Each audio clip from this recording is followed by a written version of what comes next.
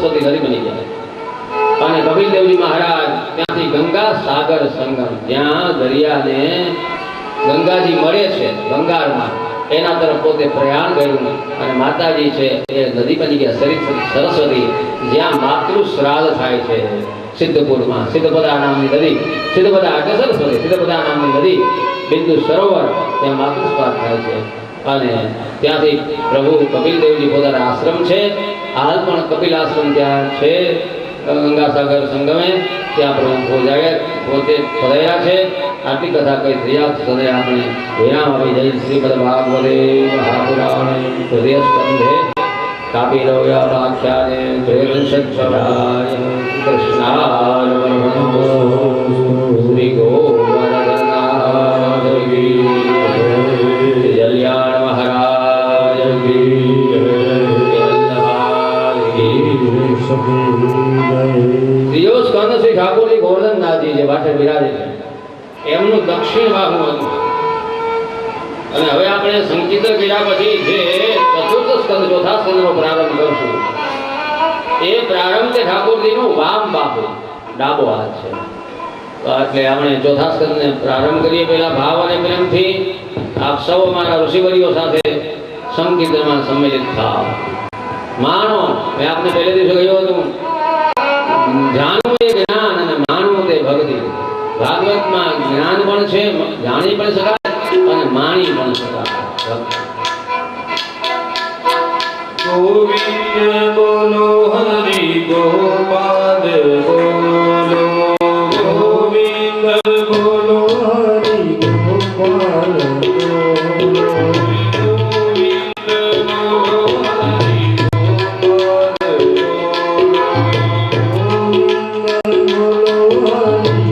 બોલો,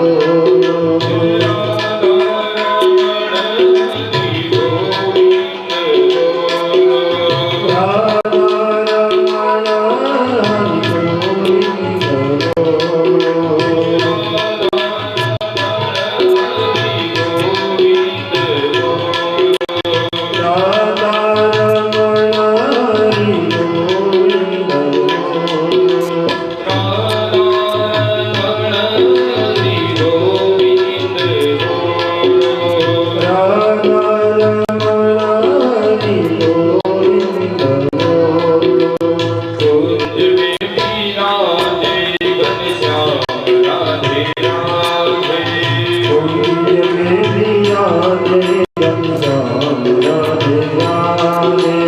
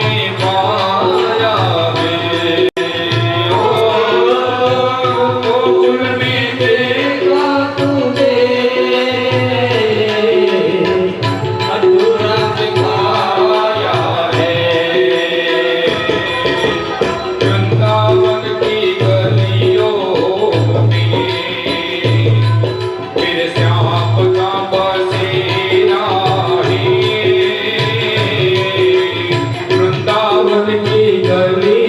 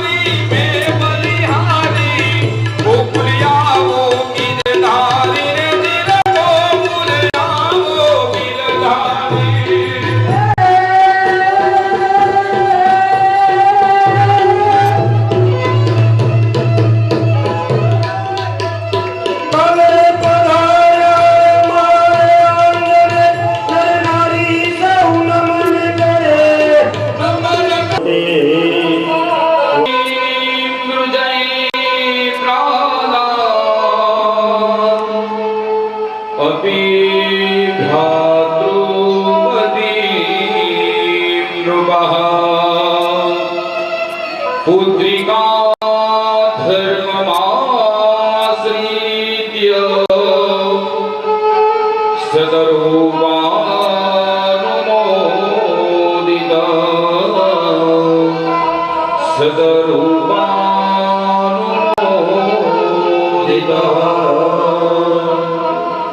આપણે સવારે વાત કરી મનુ મહારાજને ત્રણ કન્યાઓ થઈ, આકૃતિ, દેવહૂતિ અને પ્રસૂતિ. જે મેં આપણે સ્પષ્ટતા કરી હતી કે મૈથુની સૃષ્ટિનો જ્યાંથી પ્રારંભ થયો આદિ પુરુષ મનુ મહારાજ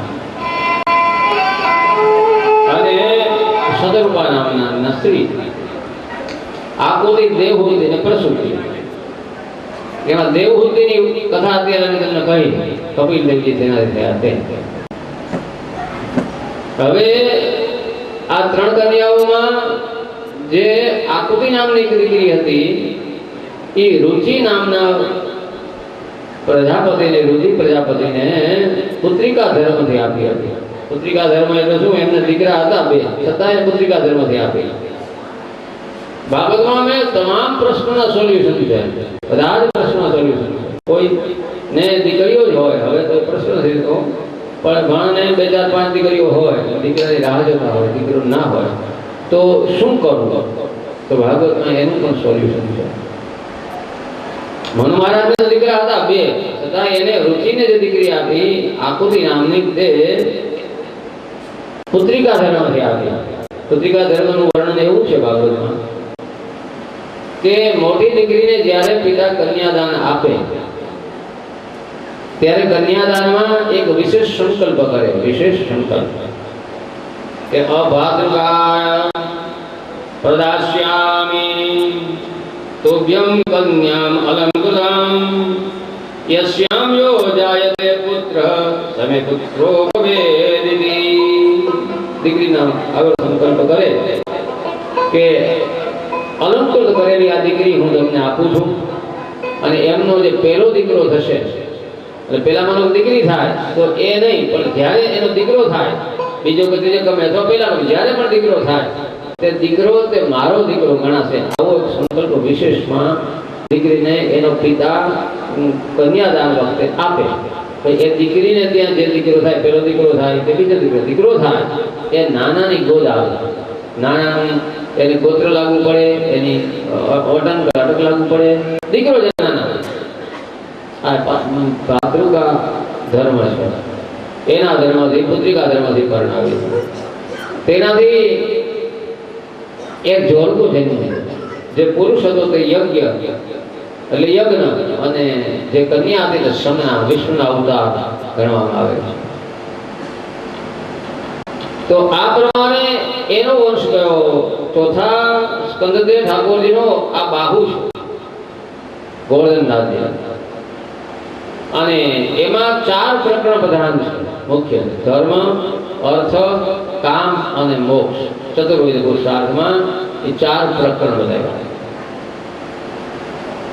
તો 4 પ્રકરણમાં પેલું પ્રકરણ 7 અધ્યાયનું જે ધર્મ પ્રકરણ કહેવાય છે. ધર્મ 7 રીતે સિદ્ધ થાય, 7 પ્રકારની શુદ્ધિ ધર્મમાં હોવી ઘટે. સૌ પહેલા દેશ શુદ્ધિ હોવી જોઈએ, ત્યાર પછી કાલ શુદ્ધિ હોવી જોઈએ, સમયની શુદ્ધિ કાલ શુદ્ધિ હોવી જોઈએ, મંત્ર શુદ્ધિ હોવી જોઈએ. ધર્મ પ્રાપ્તિ કરવા માટે મંત્રની પણ શુદ્ધિ હોવી જોઈએ. મંત્ર ઘણી વખત આપણે અશુદ્ધ બોલતા હોઈએ છીએ. ઘણી જગ્યાએ ગામડાઓમાં કથાઓમાં ઓમ નમો ભગવતે વાસુદેવાય બોલાવતા હોય, લોકોની ઘરેડ એવી રીતે ઓમ નમો ભગવતી જ બોલે. ભગવતે ભગવતનું રૂપ છે, ભગવતે ભગવતનું રૂપ છે, તો એવું બધું બોલે. એટલે મંત્ર શુદ્ધિ પણ હોવી જોઈએ, દેહની શુદ્ધિ પણ હોવી જોઈએ, વિચારની શુદ્ધિ હોવી જોઈએ, વિચાર પણ શુદ્ધ હોવો જોઈએ, અને ઇન્દ્રિય શુદ્ધિ હોવી જોઈએ, અને 7મી તે દ્રવ્ય શુદ્ધિ હોવી જોઈએ. 7મું દ્રવ્ય શુદ્ધ હોવું જોઈએ. ધર્મ આ 7 પ્રકારનાથી ધર્મ થાય, અને એને ધર્મ પ્રકરણ કીધું છે 7 અધ્યાયમાં. આટલા પ્રકારથી ધર્મ થાય. એમાં બધાયનો જો એક એક લઈએ તો 2 દિવસ વહી જાય, સાથે સાથે લઈએ તો એકાદું આપણે લઈએ કે એમાં દ્રવ્ય શુદ્ધિ પર ભાર મૂક્યો છે. ધર્મ પ્રકરણમાં છેલ્લું તે દ્રવ્ય કીધું, દ્રવ્ય શુદ્ધ હોવું જોઈએ, નેક કમાયેલું દ્રવ્ય હોવું જોઈએ. અનિતિથી કમાયેલું દ્રવ્ય જો ગુરુના ઘરમાં જાય, મંદિરમાં જાય તો ત્યાં પણ અનિષ્ટ કરે. ઘણી વાર પણ એમ થાય કે આચાર્યો અથવા તો મહાત્માઓ ના કોર્ટમાં કેસ થાય તો શું કોર્ટનો ન્યાયાધીશ મહાત્માઓનો ન્યાય આપી શકે? તો મહાત્માઓને શા માટે કોર્ટમાં જવું પડે? ભાઈ કોઈ પણ સંપ્રદાયના આચાર્યોને શા માટે જવું પડે કોર્ટમાં? તો ક્યાં ક્ષતિ છે? તો કઈ ક્ષતિ છે કે ગમે તેનું દ્રવ્ય સ્વીકારી લીધું હોય અને દ્રવ્ય કેવી રીતે આવ્યું હોય તો જાણતા નથી. એટલે દ્રવ્ય શુદ્ધિ ધર્મમાં પહેલો પાયો છે, છેલ્લો 7મો પાયો છે, 7મો બતાવ્યું છે દ્રવ્ય શુદ્ધિ. પણ દ્રવ્ય શુદ્ધ હોય એનાથી ધર્મ કરાય. ભલે એક રૂપિયાનું દાન કરો, રૂપિયો જેને તમે દાન કરો એને ઉગી નહીં કરવો જોઈએ, 1 લાખની જરૂર નથી. અને એવા કિસ્સા ઘણા બધા સનાતનમાં છે. અને પુષ્ટિ માર્ગમાં પણ વૈષ્ણવો જે હોય ને સત્સંગ ભગવત વાર્તા કરતા હોય તો જાણતા હશે કે કુશાજીના સમયમાં ગોકુલમાં દાન આપવા માટે લાડભાઈ ને ધારભાઈ નામના 2 ક્ષત્રિયાણીઓ આવ્યા હતા. સિંહોરી નામ હતા અને એને સુવર્ણ મુદ્રાઓની થેલી ધરી. ત્યારે ગુસાઈજીએ અનાદર નહીં પણ એમ કે સ્વીકાર્યું નહીં કે અમારે દ્રવ્યની આવશ્યકતા નથી, સોના મોહરોની આવશ્યકતા વિવેકથી એનો સ્વીકાર ન કર્યો.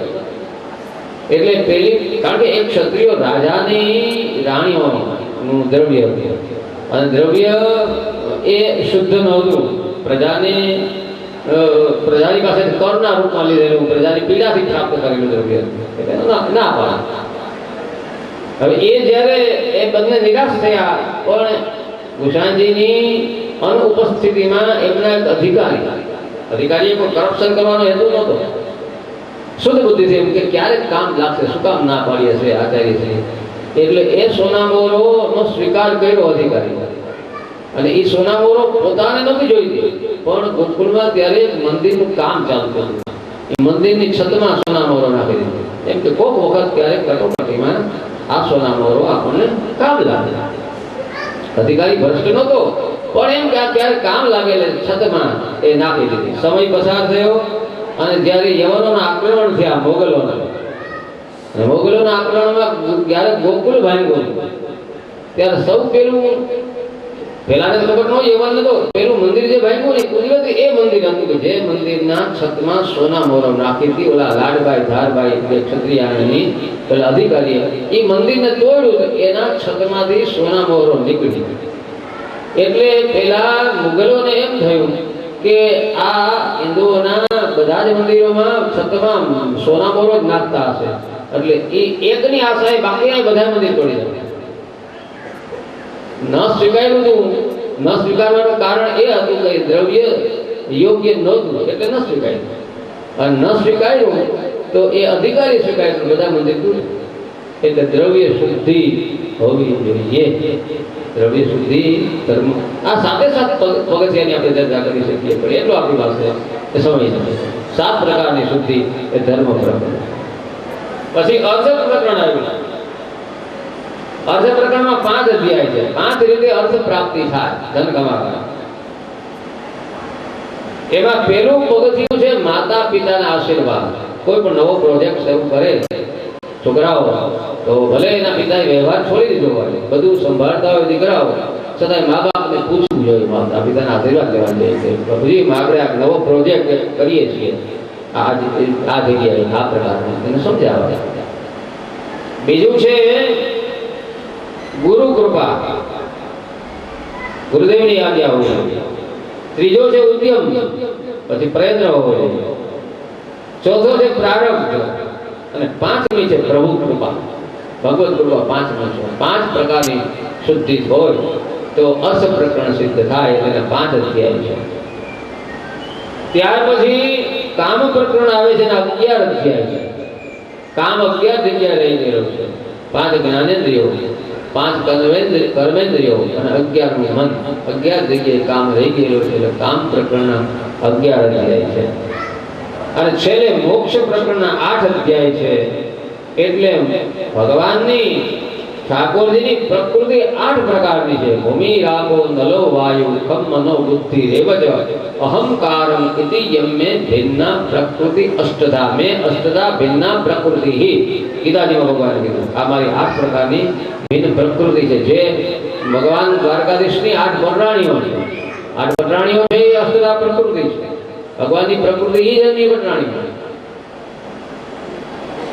તો આ ધર્મ પ્રકરણમાં કેની વાત આવશે? તો કે દક્ષ પ્રજાપતિની વાત આવશે. કારણ કે ધર્મ કાર્ય કર્યો ને યજ્ઞ કર્યો, મોટો યજ્ઞ કર્યો, અને છતાંય એનું માથું કપા યજ્ઞમાં વિઘ્ન આવે. તો ધર્મ પ્રકરણમાં આવશે દક્ષની વાત. અર્થ પ્રકરણમાં આવશે મહારાજ ધ્રુવની વાત. કામ પ્રકરણમાં પૃથુની વાત આવશે. અને મોક્ષ પ્રકરણમાં આવશે પ્રચેતાઓની વાત. આ દક્ષ, ધ્રુવ, પૃથુ અને પ્રચેતાઓ આ 4 વચ્ચે વિભાજિત થયેલા ધર્મ, અર્થ, કામ અને મોક્ષ આ ચતુર્વિધ પુરુષાર્થ 4 પ્રકરણ 33 અધ્યાયમાં આ પ્રકારે આવશે.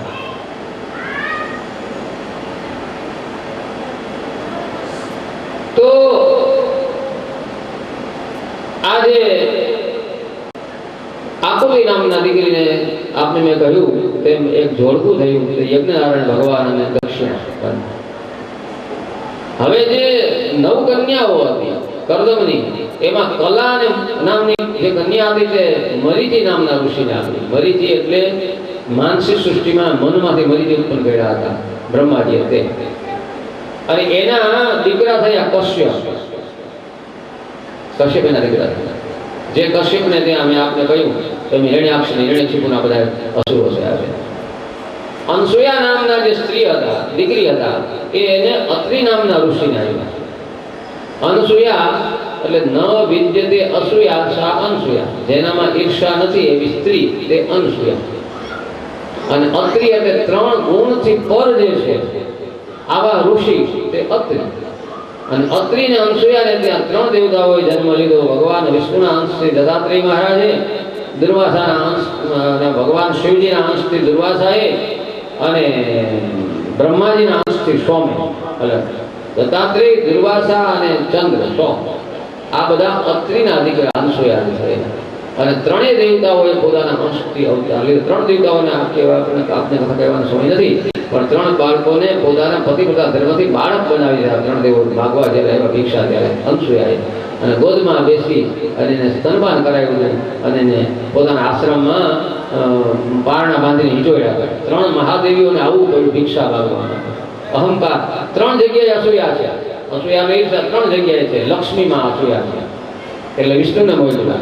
લક્ષ્મીમાં અસૂયા છે, મારા કરતા કોઈ મારો પાડોશી, મારો ભાઈ લક્ષ્મીમાં આગળ વધે, ધંધામાં આગળ વધે એટલે મને ઈર્ષા થાય. ક્યાં ઈર્ષા આવી? અસૂયા લક્ષ્મીમાં. પછી સરસ્વતીમાં, વિદ્યામાં અસૂયા છે. મારાથી કોઈ વધારે વિદ્વાન હોય તો અસૂયા થાય. રજોગુણમાં ભૌતિક સુખ બધાય છે એમાં કોઈ આગળ જાય તે બ્રહ્માણી, એમાં ઈર્ષા છે. એટલે લક્ષ્મી, પાર્વતી અને બ્રહ્માણી 3 મહાદેવીઓને ભિક્ષા માંગવા માટે અનસૂયાના આશ્રમે આવવું પડ્યું. અને 3 બાળકોને પાછા મૂળ સ્વરૂપમાં કરી અને અનસૂયાએ પોતાના પતિવ્રતા ધર્મ વડે કરી અને પાછા આવ્યા. એટલે એની કથામાં આપણે કોઈ સવાલ મળી નથી અત્યારે. પણ ટૂંકમાં એને પછી જે ભગવાન પાસે માગ્યું એટલે દત્તાત્રેયજી વિષ્ણુના અંશથી થયા, શિવના અંશથી દુર્વાસા થયા, અને બ્રહ્માના અંશથી સોમ થયા. જેમાંથી સોમ વંશ ચંદ્રવંશ ચાલ્યો, જેમાં યદુકુલ થયું. અને જે યદુકુલની અંદર ભગવાન શ્રી કૃષ્ણનું પ્રાગટ્ય થયું.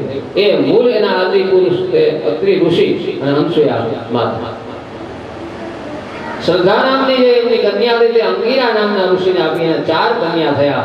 શનિવાલી, કુહુ, રાકા અને અનુમતિ. 2 દીકરાઓ થયા, ઉદત્ય અને બૃહસ્પતિ. જે 4 કન્યાઓ થઈ, શનિવાલી, કુહુ, રાકા અને અનુમતિ, એ પૂનમની 2 સંજ્ઞાઓ છે, 2 અમાસની સંજ્ઞાઓ.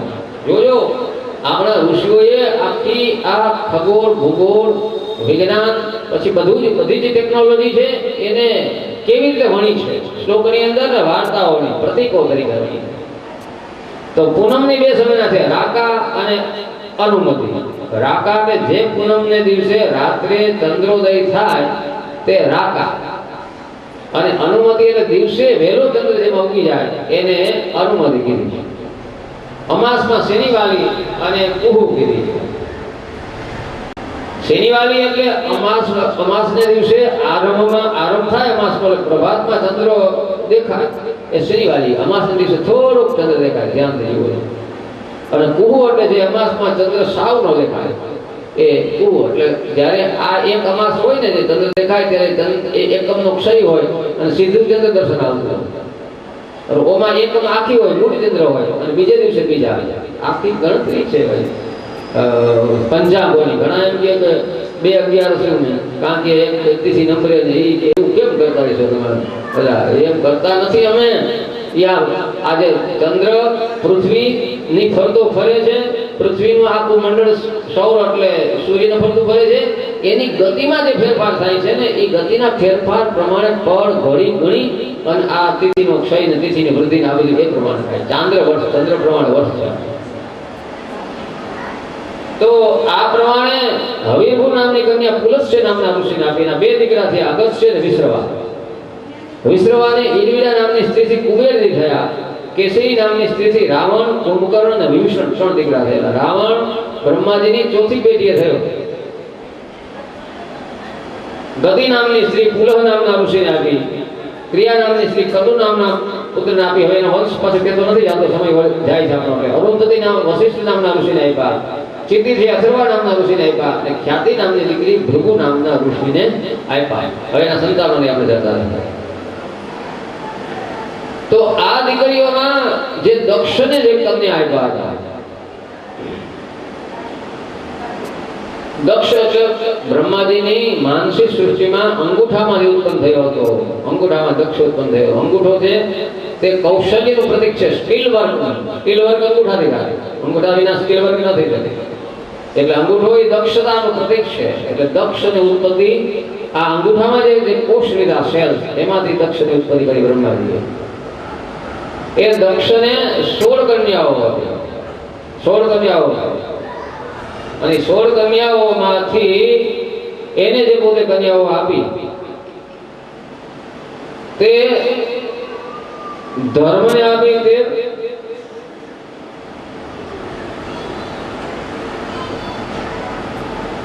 તે ધર્મને આપી કન્યાઓ. એક અગ્નિને આપી, એક પિતૃને આપી અને ભગવાન શિવને આપી.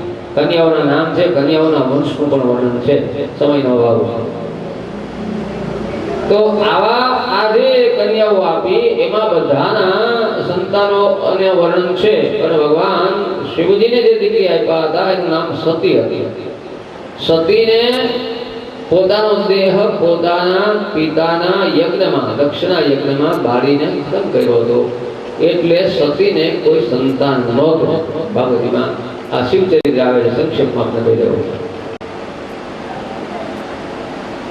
મૈત્રેય મુનિને વિદુરજીએ પૂછ્યું કે હે મુનિ, સસુર એટલે સાસરાને અને જમાઈને તો બહુ જ પ્રેમ હોય, તો અહીંયા શા માટે વેર થયો?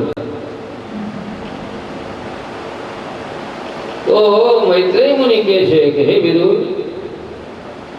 દક્ષ છે તે પ્રજાપતિ હતો. દેવતાઓમાં એ મુખ્ય હતો. એને એક વખત યજ્ઞ કર્યો મોટો. એ યજ્ઞમાં બધા દેવો પધાર્યા હતા. એમાં બ્રહ્માજી અને શિવજી પણ હતા, ભગવાન વિષ્ણુ હતા. દક્ષ મોરો જ્યારે સભામાં આવ્યો એ યજ્ઞની સભામાં, ત્યારે બધા ઊભા થયા પણ બ્રહ્માજી અને શિવજી ઊભા ન થયા. બે ઊભા ન થયા એટલે દક્ષે વિચાર કર્યો કે બ્રહ્માજી તો બરાબર છે, મારા પિતા છે, ઊભા ન થાય. પણ આ જે શિવ છે એ તો મારા જમાઈ છે અને જમાઈને સાસરા અને પિતા તુલ્ય કહેવાય. ઊભા કેમ ન થયા? એટલે એ કટુ વચનો બોલ્યો. દક્ષ સભામાં કટુ વચનો બોલ્યો. અહીંયા પણ મેં માનવ જ્ઞાન બતાવ્યું છે. હજારો ઋષિઓ ઊભા થયા, દેવતાઓ ઊભા થયા. ઊભા થયા એ ન દેખાણ અને ન ઊભા થયા એ 2 જણા દેખાણ. ત્યાં નેગેટિવ એપ્રોચ અને પોઝિટિવ એપ્રોચની આખી સાયકોલોજીની વાત કરી. આ ઋષિઓએ આ કથાઓમાં ભણી. ઘણાને ગુલાબ આખો જુએ તો ગુલાબમાં કેટલાકને ફૂલ દેખાય, તે પોઝિટિવ દ્રષ્ટિ છે, અને કેટલાકને કાંટા બહુ છે દેખાય. કાંટા દેખાય તે નેગેટિવ દ્રષ્ટિ છે. દરેક જગ્યાએ કાંટો તો છે, કાંટો છે તો જ ગુલાબ છે. ગામડાઓ તમને જોયું હોય બોરડી થાય, ચરણિયા બોરડી થાય. બોર બહુ મજાના લાગે, મીઠા લાગે, પણ એમાં કાંટા હોય. ઘણાને બોર દેખાય, ઘણાને કાંટા દેખાય. તો તેલ તોડતા આવડે તો લાકડીથી ઝંઝેડી પછી વીણી ગયો, લાકડી ધૂમ કરી તો કાંટો ન લાગે. એમાં વિવેક આવશ્યક છે. એ બોર ઓમ તોડવા જાવ તો એક બોર તોડો 4, 8, 5, 10 કાંટા વળગે. એટલે હકારાત્મક દ્રષ્ટિ અને નકારાત્મક દ્રષ્ટિ બધા ઊભા થયા એ ન દેખાણું, બ્રહ્મા અને શિવજી ઊભા ન થયા તે દેખાય. આ નેગેટિવ એની દ્રષ્ટિ છે, નકારાત્મક. એટલે બોલ્યો બહુ બોલ્યો છે કે શું બોલે છે કે હું તો મારી દીકરી છે મૃગના જેવા નેત્રો વાળી, આંખો વાળી, અને આ વાંદરાના જેવી આંખો વાળા શિવને મેં મારા બાપ બ્રહ્માજીના કેવાથી આપી, નહીં તો હું મારી દીકરી આપું. હવે દોષ દેખાય. અહીંયા વિજ્ઞાન, મનોવિજ્ઞાન આવ્યું. જ્યારે આપણે દીકરીનો સંબંધ કર્યો હોય ત્યારે એના દોષ હોય, આપણને ગુણ લાગતા હોય. ઓછું બોલતો હોય તો આપણે એને એનામાં હોય, એને બહુ બોલવાનું ટેવ નહીં. વાંધો પડે ભવિષ્યમાં તો એનો ગુણ હોય એ આપણને દોષ લાગે. જો આ માણસની દ્રષ્ટિ કેવી છે, ગુણ પણ દોષ લાગે અને ક્યારેક દોષ પણ ગુણ લાગે. તો શિવજીને આપ્યા દીકરી ત્યારે આંખું નહીં જોયું કે આની વાંદરા જેવી આંખો છે કેમ દઉં છું. હવે એને દોષ નહીં જોડે. આ ઘરબાર વિનાનો છે, સ્મશાનમાં રહે છે, એને મેં દીકરી આપી. દીકરી આપી ત્યારે ખબર નહીં. અને ભગવાન શિવજી તો વૈષ્ણવાના યથા શંભુ શ્રેષ્ઠ વૈષ્ણવ છે. ભગવાન શિવજી એને ઘરને શું કરવું હોય, એ રે સ્મશાનમાં રહે. બહુ સ્મશાનમાં રહે. શ્રીધર સ્વામી એવો અર્થ કર્યો છે કે જગતમાં સ્મશાન ક્યાં નથી. પંચ મહાભૂતનો દેહ જ્યાં પડ્યો હોય, જેમાંથી ચેતના વહી જાય, એ ડેડ બોડી કહેવાય, એ મુર્દું કહેવાય. એ જ્યાં જ્યાં મુર્દું હોય એ બધા સ્મશાન કહેવાય. આપણે સ્મશાનની વ્યાખ્યા લઈએ છીએ જ્યાં આપણો માણસનો દેહ લઈ જાય તે. પણ આપણા ઘરમાં લોટના ડબ્બામાં ધનેડો કે ઈયળ મરી ગયેલા નહીં હોય, ખાંડમાં કઈ મરી ગયેલું નહીં હોય, સોજી રવો ઈયળો નથી પડતી, નથી મરી આવી. જ્યાં જ્યાં પંચ મહાભૂતનો દેહ, એમાં પંચ મહાભૂત જ છે. એ ચેતના વિના, ચેતના વિહીન, પ્રાણ વિહીન પડ્યો બધું સ્મશાન જ છે. એટલે શ્રીધર સ્વામી એવો અર્થ કરે છે કે ભગવાન શિવજી સર્વવ્યાપક છે, બધી જગ્યાએ છે. રસોડામાં છે, ઘરમાં છે, પાણીમાં છે, દહીંમાં. દહીં છે એ પણ દૂધમાં કેટલા બધા બેક્ટેરિયા છે, એ નથી જાણ્યા. દહીં છે એ બેક્ટેરિયાથી જાણે. તો આ બધું એ બધી સ્મશાન જ છે. એટલે શિવજી સર્વવ્યાપક છે એવો અર્થ શ્રીધર સ્વામી કરે. ઘણા બધા લોકો શિવજી શાંત છે. હમણાં સાધુ લક્ષણ આવ્યા ને, સાધુ સાધવ ભૂષણ શાંતિથી બેઠા સાંભળે. પણ એમનો જ એક જે ગણ હતો નંદિકેશ્વરી, એનાથી ન રહેવાનું. એટલે ઊભા થઈ અને એમને બ્રાહ્મણો જે બેઠા હતા સભામાં, એને અને દક્ષને માટે બોલવા માટે જાય. એને એમ કહ્યું કે જે બ્રાહ્મણો શિવજીની નિંદા સાંભળે છે આ સભામાં, એ બ્રાહ્મણો ધર્મથી ભ્રષ્ટ થાવ, સર્વભક્ષા, બધું ખાવાનું ન ખાવાનું, બધું ખાય, બધું પીવે, આચાર ધર્મ એને ખાવો, બધું સાફ કરવા.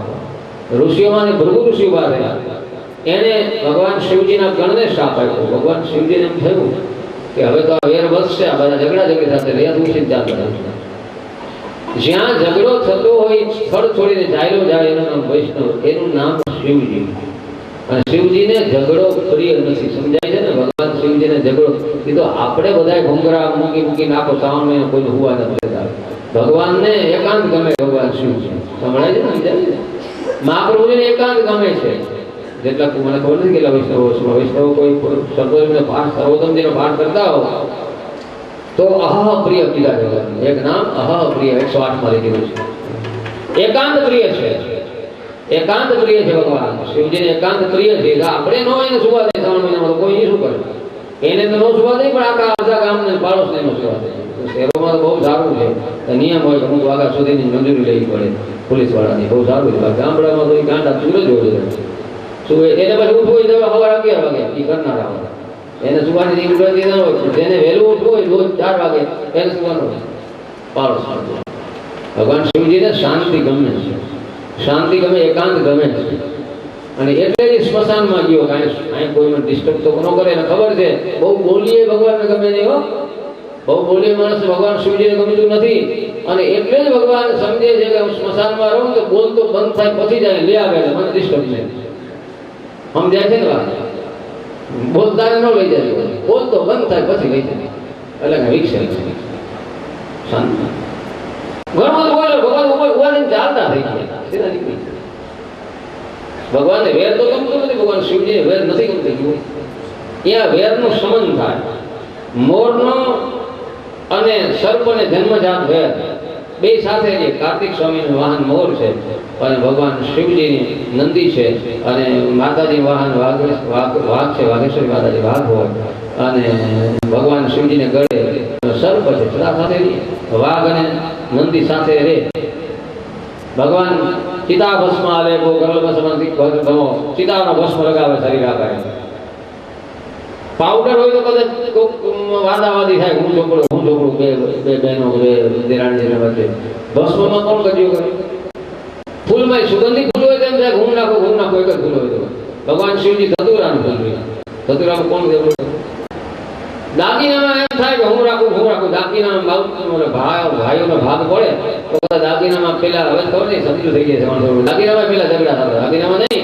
સાણસીના બે ભાગ પડે પાડે, એક પાંખી હું લઈ જાઉં, એક પગ મારે ભાગ તો એ વસ્તુ છે. એટલે ભાઈ સોનાની કસોટી આગમાં છે, સંતોની કસોટી ત્યાગમાં છે અને ભાઈઓની કસોટી ભાગમાં છે. જો ભાઈઓની કસોટી એમ કેમ બહાર પડે તો સમજવું ભાઈ આ કુટુંબ સમજ્યું છે, આ સારું કુટુંબ છે. કોની છે સોની? એ કસોટી કરે સોનાની આગમાં કરે, દબાવી ઉગાડી નાખે. સંતોની કસોટી ત્યાગમાં, કેટલું છોડી શકે છે. અને ભાઈઓની કસોટી ભાગમાં, ભાગ પડે પહોરવા નીકળી જાય. એમ કેમ પ્રેમ એવો ને એવો ભાઈ બધા રે, માનું કે આ પરિવાર ઉપર દેવની કૃપા છે, ભગવાનની કૃપા છે, નકર એમાં વાંધો પડે. ભાઈઓની કસોટી ભાગમાં. તો અહીંયા ભગવાન શિવજીને તો કોણ શું કર્યો કરે? ફૂલમાં ધોતરામાં શું કર્યો કરે? ભસ્મમાં શું કર્યો કરે? એના આભૂષણોમાં કોઈ કર્યો કરે? ઠાકોરજી દર્શન કરવા ગયા હોય ને બહુ સરસ મજાની ડિઝાઇનનો હાર સોનાનો ધરાવ્યો હોય તો કોઈ બેનને એમ થાય કે આ ડિઝાઇન બહુ સારી છે, આવો મોટો હાર કરાવ્યો હોય તો આપણે ઠાકોરજી પહેરવાનું મન થાય. પણ શિવજીના દર્શન કરવા ગયા હોય તો કોઈ કર્યો કરે, કાંઈ દર્શન કરી નીકળી જાય. એટલે આ એક નિર્વેર સ્થિતિ છે, ઇટ્સ અ પોઝિશન, એક સ્થિતિ છે. ભગવાન શું ઘણું બધું બોલ્યું, ભગવાન તો નીકળી ગયા. અને 87,000 વર્ષ સુધી તપ કર્યું. પછીનો પ્રસંગ રામાયણ આવે છે, આપણે સંક્ષેપમાં કહું. દક્ષને પ્રમોશન મળ્યું એટલે દક્ષ છે તે બધા જ દેવતાઓના પ્રમુખ બન્યા. પછી એમને પોતાના જમાઈથી વેર લેવા માટે ભગવાન શિવજીને તો ખબર નથી, એના મનમાં ઓલો ખટકો છે ઊભો નહોતો જોઈએ એટલે મોટો યજ્ઞ કર્યો અને યજ્ઞમાં બધાને નિમંત્રણ આપ્યું, માત્ર સતીને અને ભગવાન શિવજીને નિમંત્રણ ન આપ્યું. એટલે દેવતાઓની સ્ત્રીઓ કૈલાસ પાસે થઈ અને પસાર થાય છે. ઘણા રસ્તા હતા, કનકલ ક્ષેત્રમાં દક્ષેશ્વર મહાદેવ છે, આપણે પૂજા કરી હોય. દક્ષેશ્વર મહાદેવ છે ત્યાં ગંગાજીને કિનારે, ત્યાં યજ્ઞ હતો કનકલમાં. તો યજ્ઞમાં જવા માટે ઘણા રસ્તાઓ હતા, પણ દેવતાઓની સ્ત્રીઓ ખાસ કૈલાસ પાસેથી નીકળ્યા, હિમાલયમાં કૈલાસ. એને ખબર હતી કે ભગવાન શિવજીને આમંત્રણ નિમંત્રણ નથી. એટલે સતીએ પૂછ્યું કે હે દેવતાઓ અને સ્ત્રીઓ આપ ક્યાં જાઓ છો? તમારા પિતાને તે યજ્ઞ છે ત્યાં જઈએ છીએ. સતીએ પોતાના પતિને કહ્યું કે નાથ, મારા પિતાને તે યજ્ઞ છે, કંકોત્રી કદાચ આપણને મળી ન હોય એવું બને, પણ આપણે જવું જોઈએ. તો એટલા વર્ષો પછી ભગવાન શિવજીએ કહ્યું કે આ યજ્ઞ તમારા પિતા એટલા માટે કરે છે કે એમાં મારું અપમાન કરવા માટે નિમંત્રણ નથી આપ્યું, એમાં ન જવાય. તમે માનવી છો, તમે માનના અપેક્ષા રાખો છો, ન જવાય. સતીએ બહુ હઠ લીધી. ત્યારે એમ કહ્યું, શિવજીએ તમારે જવું હોય તો જાઓ. નંદિકેશ્વરની સાથે મોકલ્યા, બધી જ વસ્તુઓ સાથે મોકલી અને માતાજીને રવાના કર્યા. માતાજી યજ્ઞમાં જાય છે. યજ્ઞમાં બધા જ સ્થાપન હતા, પણ એક માત્ર રુદ્ર કલશનું સ્થાપન ઈશાન કોણમાં ખાલી હતી. સતીએ બધા સ્થાપન જોયા. મનમાં પછી એને રોષ થયો, ક્રોધ થયો. પોતાના પિતાને કેટલાય વચન કહ્યા, હે પિતાજી, એક વખત જીવનમાં જો શિવ એવો ઉચ્ચાર કરવામાં આવે તો જીવના જન્મ મરણના બંધન છૂટી જાય. અને તેનું અપમાન કર્યું, તેનું સ્થાપન નથી કર્યું. મારું અપમાન હું સહન કરી શકું, પણ મારા પતિનું અપમાન મારાથી સહન ના થાય. એટલે ભગવાન શિવજીનું સ્મરણ કરી અને સતીએ જન્મો જન્મ મને મારા પતિ ભગવાન શિવ મળે એમ કરી પોતાના જમણા પગના અંગૂઠામાંથી અગ્નિ પ્રગટ કરી અને પોતાના દેહ વાળી. સભામાં હાહાકાર થઈ ગયો. સતીએ દેહ પાડ્યો.